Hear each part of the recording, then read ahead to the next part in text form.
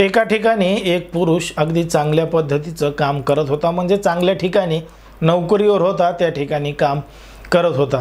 पण तो कामावर 1-2 दिवस झाले आलाच नाही. म्हणून ज्या ठिकाणी ते काम करत होता त्या ठिकाणच्या लोकांनी चौकशीला सुरुवात केली की हा जो व्यक्ती आहे तो मागच्या 2 दिवसापासून कामाला का आला नाही, नोकरीवर का आला नाही, अशी विचारपूस करू लागले. मग आजूबाजूच्या लोकांनी सांगितलं की बाबा त्यानं तर काही रजा दिली नाही, काही कारणही सांगितलं नाही, मग तो अचानक नोकरीला का आला नाही. मग जेव्हा त्यांनी चौकशी करायचं ठरवलं, काही लोकांना त्याच्या घरी पाठवलं, कारण की घरामध्ये तो एकटाच असायचा, एकटाच राहायचा. जेव्हा त्याच्या फ्लॅटमध्ये जाऊन त्या व्यक्तींनी बघितलं, दार वाजवलं, तेव्हा आतमधून कोणी दारही उघडत नव्हतं आणि काहीच करत नव्हतं. त्यामुळं त्यांनी दार तोडण्याचा प्रयत्न केला आणि अखेर ते दार तोडलं, आतमध्ये प्रवेश केला. तेव्हा समजलं आतमध्ये पडलेला आहे तो पुरुष आणि रक्ताच्या थारोळ्यात पडलेला आहे आणि त्याचा खून झालेला आहे, असं प्रत्यक्षदर्शी त्या ठिकाणी वाटत होतं. ते सगळं बघून त्या लोकांना सुद्धा एक मोठा धक्का बसला आणि तात्काळ त्यांनी या संपूर्ण घटनेची माहिती स्थानिकच्या पोलीस स्टेशनला दिली आणि घटनास्थळी पोलीस आले. पंचनामा करू लागले की एका व्यक्तीचं अशा पद्धतीनं घरामध्ये घुसून कोणी हत्या केली असेल, हा सगळा काय प्रकार आहे. आणि तो ज्या ठिकाणी राहत होता तो एक उच्चभ्रू परिसर होता, सगळे जे ठिकाणी लोक होते अगदी चांगल्या घरचे होते आणि अशा ठिकाणी एका व्यक्तीचं भरदिवसा हत्या करून कोण फरार झाला असेल आणि त्याला शोधण्यातच पोलीस व्यस्त झाले होते आणि त्याला लवकरात लवकर शोध घेण्यासाठी पोलीस तात्पर प्रयत्न करत होते. नेमकं काय आहे संपूर्ण प्रकरण, कुठं घडली आहे घटना, हे आपण हे अगदी स्पष्टपणे सविस्तरपणे जाणून घेणार आहोत. पण जर तुम्ही अजूनही आपलं चॅनल सबस्क्राईब केलं नसेल तर लगेच सबस्क्राईब करून घ्या आणि बाजूला असणाऱ्या बेल नोटिफिकेशनला सुद्धा ऑन करायला विसरू नका. आता ही जी संपूर्ण घटना आहे ती आहे दिल्लीमधील सेक्टर 40 मधील एक फ्लॅट आहे, जनता सोसायटीमध्ये फ्लॅट आहे आणि त्या फ्लॅटमध्ये राहणारा एक व्यक्ती आहे, त्याचं नाव आहे शशी शर्मा. शशी शर्मा हा ठेकेदार म्हणून एका ठिकाणी काम करत होता आणि मागच्या 2 दिवसापासून तो नोकरीवर न गेल्यामुळं त्यानं रजा दिली नाही, काहीच दिलं नाही. अचानक का बेपत्ता झाला, का आला नाही, म्हणून त्याची तिथल्या कर्मचाऱ्यांनी त्याच्यासोबत राहणाऱ्या लोकांनी चौकशी करायचं ठरवलं आणि चौकशी अंती समजलं की त्याचा खून झालेला आहे आणि तोही त्याच्या घरामध्येच झालेला आहे. आता पोलिसांनी आरोपीला कसं पकडायचं, काय पकडायचं, पोलिसांनी तपास चालू केला होता. त्याचा मृतदेह पोस्टमॉर्टमसाठी पाठवण्यात आला होता आणि सरळ दिसत होतं की एका धारदार शस्त्रानं त्याच्यावर हल्ला केला आहे आणि त्याला ठार केलं आहे. कारण की त्याच्या घरामध्ये कुठलीही चोरी झाली आहे, दरोडा पडला आहे किंवा आजूबाजूचं सामान विस्कटलेलं आहे असं काहीही दिसत नव्हतं. मग त्याचा खून नेमका कोणी आणि का केला, पोलीस याचाच शोध घेत होते. पोलिसांनी जेव्हा आजूबाजूच्या लोकांना विचारलं, CCTV कॅमेरे चेक केले, तेव्हा त्या कॅमेऱ्याच्या माध्यमातून काही लोक त्या ठिकाणाहून बाहेर जाताना दिसले आणि त्यामध्ये जो एक व्यक्ती होता तो होता शशिकुमारचा मित्रच होता आणि तो म्हणजे भरत चव्हाण आणि शशी शर्मा हे दोघं जण सोबतच काम करत होते आणि सोबतच काम करत असताना हा भरत त्याच्या घरी नेमकं का गेला होता हाच प्रश्न पोलिसांना पडला होता.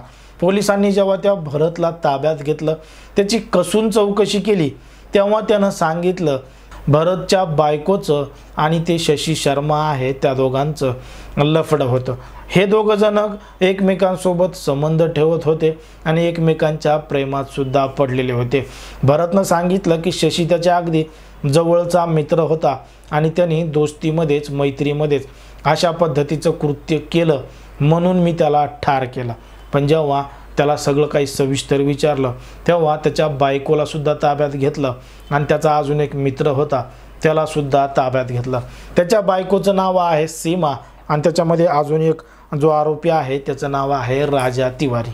आता घडलं असं की ती जी भरत चव्हाणची बायको आहे तिचं आणि शशी शर्माचं एकमेकांचं जमलं कसं, तर जेव्हा हे कधी एकमेकांना भेटायला यायचे, शशी भरतच्या घरी यायचा, चहा पाणी पिऊन जायचा, अशा माध्यमातून एकमेकांची ओळख झालेली होती. आणि जेव्हा भरत घरी नसायचा तेव्हा शशी हा भरतच्या घरी जायचा आणि घरी जाऊन त्याच्या बायकोसोबत गप्पा मारायचा आणि तिच्यासोबत सगळं काही करायचा. मग हे सगळं करत असताना एक दिवस अचानक त्या ठिकाणी भरत आला आणि भरतनं सगळं काही कृत्य स्वतःच्या डोळ्यानं पाहिलं. पण स्वतःच्या डोळ्यानं पाहून सुद्धा ठीक आहे, बायकोकडून चुकी झाली आहे, खूप मोठा तिचा गुन्हा आहे, तिला सगळं काही करून सुद्धा तिला माफ केलं.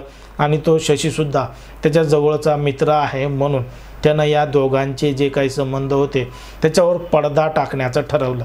त्याला वाटलं जाऊ द्या, कुठं आता मोठं एखादं पाऊल उचलावा, जे घडलं ते अनावधानाने घडलं असेल म्हणून त्यानं सगळं काही माफ केलं.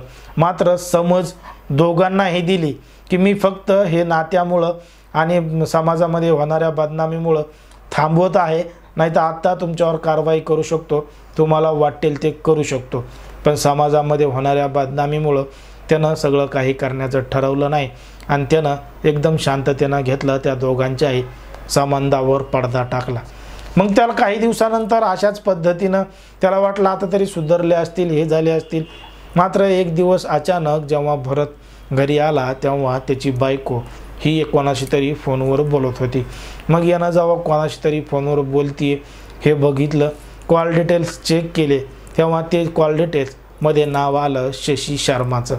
आणि शशी शर्मानं पुन्हा एकदा अशा पद्धतीचं कृत्य का केलं म्हणून हा त्याच्या बायकोला घेऊन त्या शशीकडे गेला. आधी त्याच्या बायकोला मारहाण केली आणि त्याच अवस्थेत त्या शशीकडे त्याच्या घरी घेऊन गेला. आणि त्याच्या घरी घेऊन गेल्यानंतर जाब विचारू लागला की तुम्हाला मी याच्या आधी एकदा सुद्धा वॉर्निंग दिली होती की अशा पद्धतीचं कृत्य करू नका, काही करू नका, तरीसुद्धा तुम्ही परत परत तीच गोष्ट का करताय जी मला पटत नाही. तेव्हा मात्र जो शशी शर्मा होता त्याचा राग अनावर झाला आणि तो उलट भरतलाच म्हणाला की याच्यामध्ये माझा काही दोष नाही, तुझीच बायको मला उस्कत होती, तुझीच बायको मला फोन करत होती आणि तुझीच बायको मला बोलवत होती. आता हे ऐकल्यानंतर तिची जी बायको होती भरतची, ती म्हणे मी कधी तुला बोलवलं, मी कधी फोन केले, तूच मला फोन करत होता, असे आरोप प्रत्यारोप एकमेकांवर लावत होते.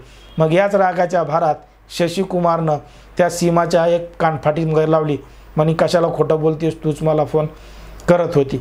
आता त्या भरतच्या डोळ्यात देखत त्या शशीनं त्याच्या बायकोवर हात उचलला होता आणि मग त्यानं जवळचाच एक धारदार शस्त्र बाहेर काढलं आणि त्या शशीवर सपासप वार केले, त्याला जागीच ठार केलं आणि त्याच्या बायकोला तिथून दरवाजातून काढून दिलं आणि आतमधून कडी लावून तो खिडकीच्या साहाय्याने घरामधून बाहेरून पळून गेला की कोणाला सुद्धा वाटावं की या ठिकाणी चोर आले होते आणि चोरांनीच चोरी केली, दरोडा टाकला आणि याला ठार मारून पळून गेले. कारण की यानं आतमधून दरवाजा लावून घेतलेला होता आणि खिडकीमधून पळून गेलेला होता. पण गुन्हेगार किती हुशार असला, किती चालाक असला आणि किती शातीर असला तरीसुद्धा तो पोलिसांच्या तावडीतून आणि कायद्याच्या कचाट्यातून वाचू शकत नाही. पण इथं आपल्याला एक गोष्ट पाहायला मिळते की मित्राच्या नात्यामध्ये मित्र म्हणून कशा पद्धतीनं या दोघांनीही एकमेकांप्रती कार्य केलं, काम केलं आहे आणि त्यामधून एक धक्कादायक गोष्ट, एक धक्कादायक घटनासुद्धा घडलेली आहे. जर आपण पाहिलं तर समाजामध्ये, देशामध्ये, राज्यामध्ये हे जे अवैध संबंध आहेत, विवाहबाह्य संबंध आहेत, याचं प्रमाण मोठ्या प्रमाणात वाढत चाललं आहे. त्याला तुम्ही आम्ही काही करू शकत नाही, म्हणूनच त्या गोष्टी तुमच्यापर्यंत पोहोचाव्या लागतात, जेणेकरून अशा घटनांची, अशा गोष्टीची माहिती घेऊन आपण तरी सावध राहिलं पाहिजे आणि आपल्या आजूबाजूच्यांचा सावध केलं पाहिजे. त्यामुळे या संपूर्ण प्रकरणावर तुम्हाला काय वाटतं हे अगदी स्पष्टपणे कमेंटमध्ये सांगा आणि अशाच पद्धतीचे नवनवीन व्हिडिओ पाहण्यासाठी आपल्या चॅनलला लगेच सबस्क्राईब करून घ्या. धन्यवाद.